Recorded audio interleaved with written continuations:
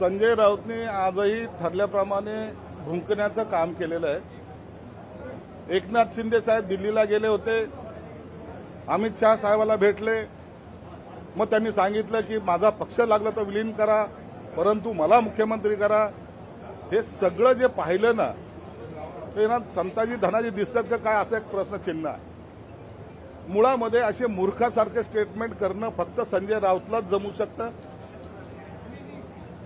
आम्ही जे काही त्यांना टोचलेलं आहे त्याची जखम आजही त्यांची भळवळते आणि म्हणून सकाळी उठलं का एकनाथ शिंदे, दुपारी उठलं का एकनाथ शिंदे, मेळावा असला का एकनाथ शिंदे, संध्याकाळी झोपताना एकनाथ शिंदे, मग त्यांची ती दाढी, मग त्यांनी त्यांचा असलेला करिश्मा, यावरच त्यांची असं एकंदरीत टार्गेट हा एकनाथ शिंदे साहेब असतात। शिंदे साहेबांनी ज्या पद्धतीनं 2.5 वर्षापूर्वी 3 वर्षापूर्वी त्यांना जी काही त्यांची भूमिका मांडली होती त्यामुळं त्यांची गेलेली सत्ता ही आजही त्यांना स्वस्थ बसू देत नाही। आमचा चान्स ह्या माणसाने हुकवला, आम्हाला सत्तेतून ह्या माणसाने खेचलं आणि हे तुम्ही अनेक भाषणातून पाहताय।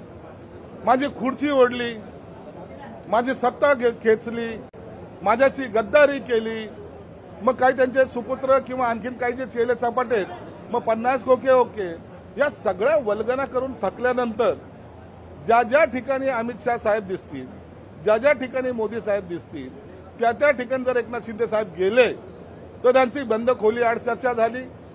मग यांनी आता सत्तेसाठी एकनाथ शिंदे आता लाचार झालेत, ते आता मागे पडलेत, एकनाथ शिंदेला आता भाजप संपवणार, अशा अनेक प्रकारच्या स्टोऱ्या हे रोज करत असतात।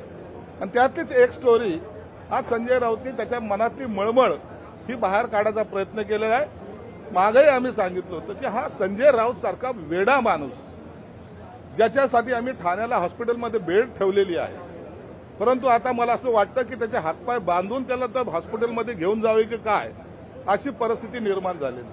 म्हणून या मूर्ख माणसासाठी मला वाटतं आपणही सगळ्यांनी हे वेळ घालू नका। याचं काम बडबडणं यात महाराष्ट्र जाणतोय। या पक्षाचे उबाटाचे जे शकले झालेली आहेत त्याला कारणीभूत असलेला माणूस एकमेव तो असल्यामुळं त्याला ती धडपड आता दुसऱ्या पद्धतीने मुझे गिनो, मला कुणीतरी माझं अस्तित्व ठेवा, अशा पद्धतीचा त्याचा प्रयोग चालू आहे। पुन्हा मी त्याच स्टेजवर आहे असं समजायचा त्याचा तो मूर्खपणा त्यांनी आज सिद्ध केला आहे। म्हणून एकनाथ शिंदे साहेब महायुतीमध्ये अत्यंत मजबूतीने उभे आहेत, अत्यंत चांगलं काम चालू आहे आणि अशा ह्या सगळ्या गोष्टीवर आम्हाला लक्ष द्यायला वेळ सुद्धा नाही। साहेब, आपण वारंवार अडचणीत येत असताना पाहायला मिळत आहे, कधी तुमच्या हॉटेलच्या व्यवहारासंदर्भात असो किंवा आता नुकताच आलेला जो व्हिडिओ आहे त्यात आपण बेडवर आहात आणि मोठ्या प्रमाणात पैशांची भरलेली बॅग त्या ठिकाणी आहे, तुमच्या घरातला आहे का नेमका हा व्हिडिओ कुठला आहे? व्हिडिओचा काय संदर्भ आहे? तुम्हाला मी आताच तुमच्याच एका चॅनलच्या मित्राकडून तो व्हिडिओ पाहिला। व्हिडिओ काय दाखवतोय? माझं घर आहे, जे घर तुम्ही पाहतायत ते माझं घर आहे, माझं बेडरूम आहे। बेडरूम मध्ये मी बसलेलो आहे, बनेनवर बसलेलो आहे, बाजूला माझा सर्वात लाडका कुत्रा हा माझ्या बेडरूम मध्ये आहे आणि एक बॅग तिथं अशी ठेवलेली आहे। याचा अर्थ असा होतो की मी कुठेतरी प्रवासातून आलोय, कपडे काढलेत, माझ्या बेडवर मी बसलेलो आहे। अरे मूर्खानो, एवढी मोठी बॅग जर पैशाची ठेवायची असेल तर अलमाऱ्या काय मेल्यात का? त्या काय सगळ्या काढून टाकल्यात का काय? आल्याबरोबर नोटा आहेत त्या बॅग मी अलमाऱ्यामध्ये ठोसल्या असताना, परंतु कपड्याच्या बॅगला सुद्धा यांना नोटा, यांना पैशाशिवाय काहीच दिसत नाही। एकदा एकनाथ शिंदे साहेब विमानातून खाली उतरून त्यांचे जे काही बॉडीगार्ड बॅगा घेऊन चालले होते तेही सुद्धा त्या नोटांनी भरलेल्या होते म्हणाले। आता यांना कपडे ठेवायला काय बॅगा नाही लागत, यांना पैसे ठेवायला बॅगा लागतात, असं एकंदरीत त्यांचं वर्तन आहे। म्हणून हा कॉमन प्रवासातून आलेली बॅग अशी लटकलेली कुठंतरी ठेवलेली उभी आहे ती बॅग, बाजूला माझा डॉग आहे आणि मी बेडरूमवर आहे, याची बातमी होते। मला आश्चर्य वाटतं की अशा बातम्या करायला यांना इंटरेस्ट कसा येतो? या मूर्खपणाचं लक्षण कुठून येतं?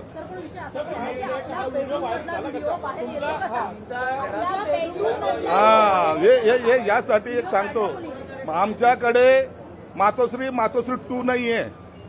माझं घर माझ्या मतदारसंघामध्ये प्रत्येक माणसाला विचारा, सगळ्याला एखाद्याने व्हिडिओ काढला असेल त्याचा माझा काही दोष नाहीये. माझ्याकडे कुणालाही चिठ्ठी देऊन आतमध्ये बोलवलं जात नाही. काम काय, नाव काय, गाव काय हे सगळं विचारलं जात नाही. म्हणून कार्यकर्त्यांसाठी आपण आहोत.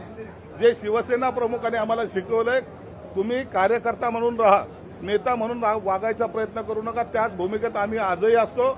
म्हणून कोणी जर काढला जर असेल, गेला जरी असेल, त्यात गैर काहीच नाहीये आणि गैरसमजाचं काही कारण पण नाही.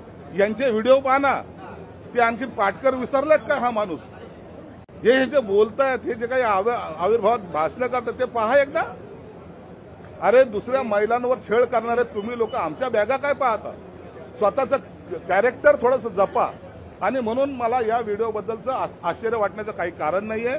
आणि यांनी जाणून बुजून हे असे लोक जे टार्गेट करतात त्यांना माहिती आहे की यांना उत्तर मी चांगल्या पद्धतीने देऊ शकतो, म्हणून हे टार्गेट करताना हे माझं नाव पुढे आणण्याचा प्रयत्न करतात. मला त्याचा काहीही माझ्यावर परिणाम होत नाही. साहेब, पण तुमच्या घरातला विभीषण नेमका कोण आहे याचा काही शोध लागलाय का? कोणी हा व्हिडिओ काढलाय? जाऊ दे, असं होत असतं. मी गाडीत बसतो तेव्हा व्हिडिओ काढतात, कधी गाडीतून उतरताना व्हिडिओ काढतात. कार्यकर्ता आहे, त्याला काय विशेष आहे?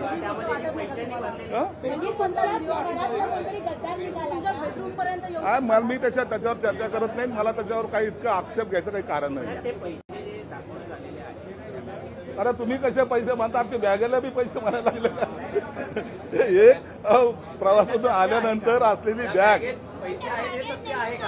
अहो प्रवासातून आलेली ती बॅग त्या दरवाजासमोर पडलेली आहे. तुम्ही कधीतरी लक्षात घ्या, अशा पैशाच्या बॅगा दरवाजात पडलेल्या असतात आणि लोक व्हिडिओ काढत असतात. काहीतरी मूर्खपणाचं लक्षण आहे आणि असं केल्यानंतर त्याचा आमच्या करिअरवर काही परिणाम होणार नाही.